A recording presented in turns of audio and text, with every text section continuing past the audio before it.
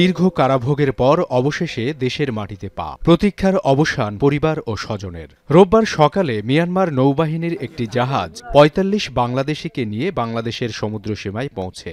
এরপর বাংলাদেশ কোস্টগার্ডের মাধ্যমে টাগ বোটে করে তাদের নিয়ে আসা হয় কক্সবাজার শহরের নুনিয়ার ছড়ার BIWTA জেটি ঘাটে। এ সময় স্বরাষ্ট্র ও পররাষ্ট্র মন্ত্রণালয়ের ঊর্ধ্বতন কর্মকর্তাদের উপস্থিতিতে কক্সবাজার জেলা প্রশাসনের কাছে তাদের হস্তান্তর করা হয়। দেশে ফিরে স্বজনদের সাক্ষাতে চোখে মুখে ফুটে ওঠে খুশির প্রতিচ্ছবি।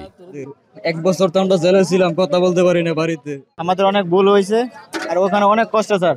গত 1 বছর আগে নিখোঁজ পাই না, 8 মাস পরে গিয়া আপনার ফোন পাইছি। ফোন পাওয়ার বলে মনটাও শান্তি লাগছে। আর বাচ্চা আছে। স্বাস্থ্য এবং স্বাদের মধ্যে চমৎকার একটা ব্যালেন্স করে পীর প্রিমিয়াম আয়োডাইজড লবণ।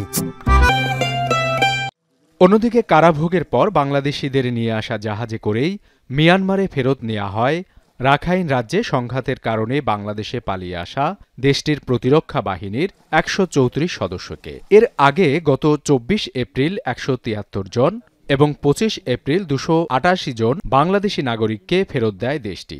একইভাবে গত 15 ফেব্রুয়ারি মিয়ানমার ফেরত নেয় 330 জন নাগরিককে।